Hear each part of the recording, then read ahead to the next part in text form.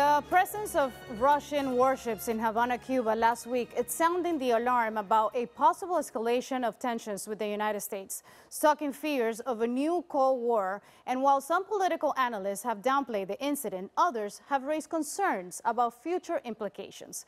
I want to welcome Florida Senator Rick Scott, who has taken the time to come to our studios here in Hialeah Gardens, América TeVe, to talk about the issues that concerned us. Welcome, Senator, to América TeVe. I'm so happy to have you here. It's nice to be here, and congratulations on your success. Thank you. Thank you very much. And also, I want to welcome Marcel Felipe. Marcel Felipe is a well-known and respected lawyer and is the founder of the Inspire America Foundation, an organization dedicated to promoting democracy in Cuba and the Americas. And he's also a chairman of the America Museum of the Cuban Diaspora here in Miami. Thank you. Thank you. Thank you for having me. Thank you for being here. It's such an important conversation. And Senator, you have said that this situation with the warships is part of Biden's policy of appeasement. Is this a dangerous situation, especially for our national security? Oh, absolutely. But look, this is only happening because since Biden's been in office, his 3.5 years in office, he's appeased. He's appeased dictators all over the world. So if you look at Cuba as an example, but Maduro and Ortega and Putin and the Ayatollah, we have problems all across the world because of Biden's appeasement. He's not peace through strength. He's peace through weakness. And that's what he's done. And now we have Russian warships here. We have a nuclear submarine here. I served. I was in Guantanamo Bay when I was in the U.S. Navy. Mm-hmm. We didn't have Russian warships going into Havana then. We didn't have nuclear submarines going into Havana then. So it's all because of Biden. Mr. Felipe, you have expressed the same concern that we all have about these warships being so close to what we call home, but especially the Cuban community. Because of this concern through Inspire America, I want your opinion I want your analytical reading as part of the Cuban community, because you know very well the Cuban community monster of the military exercises. We have 2 warships and a fast-track nuclear submarine of the Russian fleet. And it is known that Russian government has never attacked directly the United States, but they usually use third countries to do it. Yeah. Well, you know, I think very few people know the danger in the U.S. Senate and the U.S. Capitol. Senator Rick Scott, having been governor of Florida, having been a former naval officer. Look, the Biden administration is ignoring what is geopolitics 101. If you're a superpower, you cannot afford to have anyone in your borders that is an enemy, because whoever is your real enemy, whether it's China or Russia, will use it as a springboard. We've been saying that here in the Cuban community and reminding everyone of the October missile crisis. Former senator that passed away once told our Congressman Lincoln Diaz-Balart, the problem is that most of my colleagues weren't around during the Cuban Missile Crisis. It's a real threat. The geography hasn't changed. And unfortunately, other than the first 3 years when Bob Menendez kept that administration in check with regards to Cuba, they're now moving full speed ahead in implementing Obama 2.0 with regards to Cuba. And that leads to situations like this that are not only an issue for us because we care about Cuba's freedom and we don't want Cuba to get the ultimate equalizer, which is a nuclear station in Cuba, but it's a danger to our community here in Florida. It's a real danger. It's why Russia is fighting in Ukraine, why China wants Taiwan, and yet we don't seem to care about our neighborhood. So I'm glad that we have Rick Scott, who understands it very, very well and is communicating. I mean, this is not a time to be appeasing the Castro regime with easing sanctions like they have recently done. This is a time to call, as Senator Scott has done, for a much tougher position on Cuba. It's like they literally stopped at our front door and let us know that they can spit in our faces whenever they want, and nothing is going to happen. I mean, it's yesterday, Kim Jong-un and Putin are meeting. They met. We have no Donald Trump here to meet with both of them, so now they're meeting and they're together. Right. Look, everything's gotten bad over the last 3 years, right?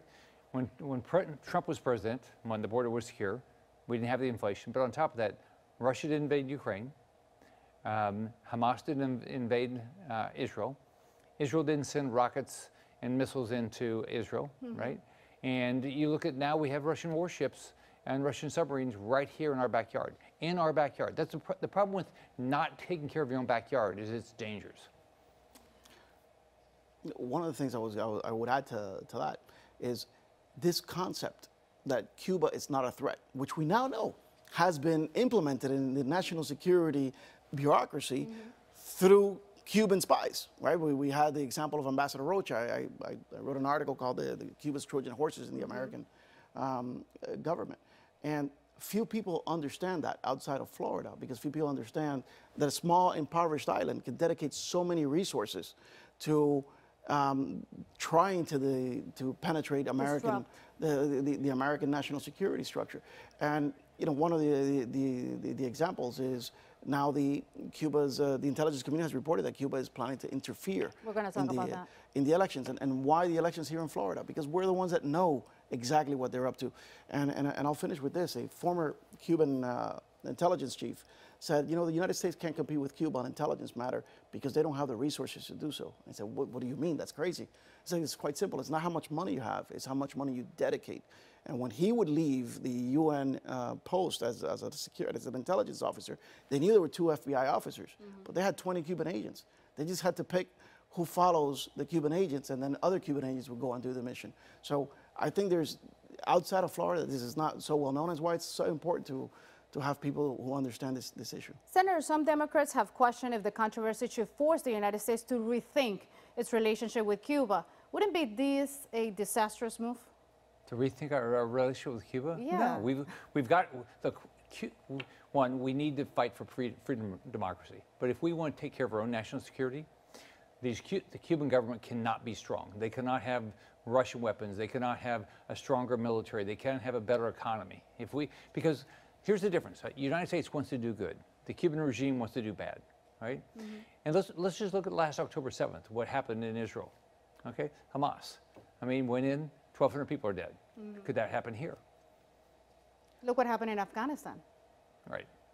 Well, and there's one thing. Look, whether you have a hawkish view of foreign policy or whether you have a very nationalist view of foreign policy, what doesn't change in those 2 worldviews is the need to take care of your borders.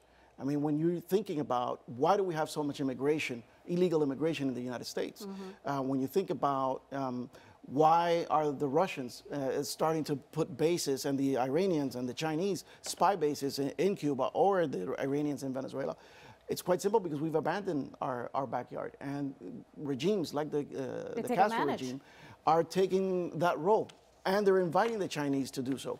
So I think it's very important for us to take care of that backyard as a matter of foreign policy, regardless of what our worldview is. Yeah, but this administration is not taking care of anybody's backyard, not even the south border, California, and here South Florida.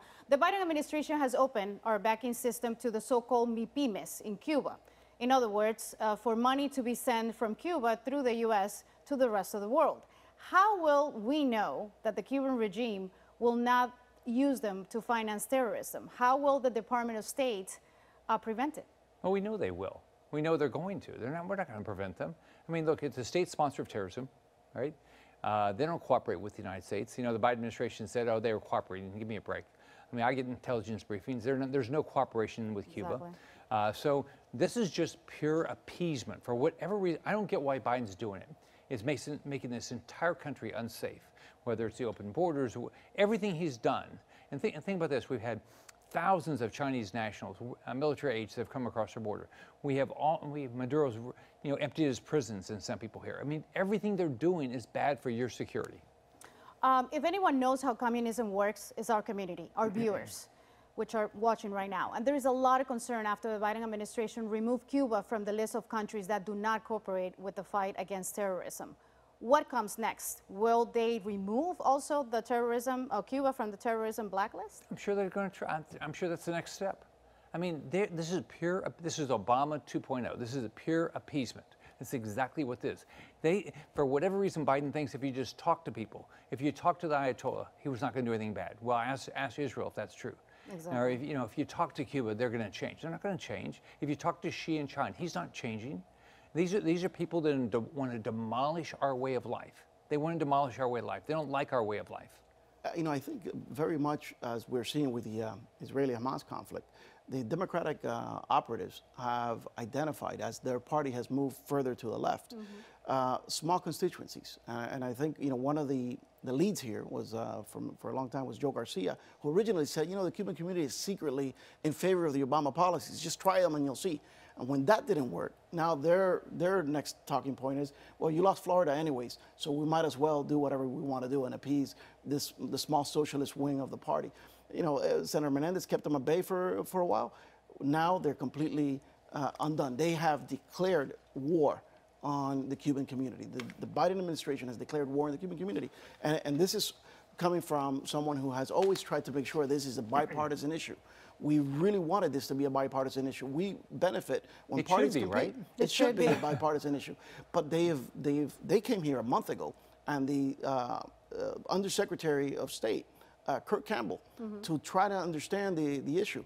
And within days, they made this declaration that, in fact, they would not, they would remove Cuba from the list of countries that did not fully cooperate in a stepping stone to get there. So, you know, they've made their bet, and the Cuban community has a clear choice to make.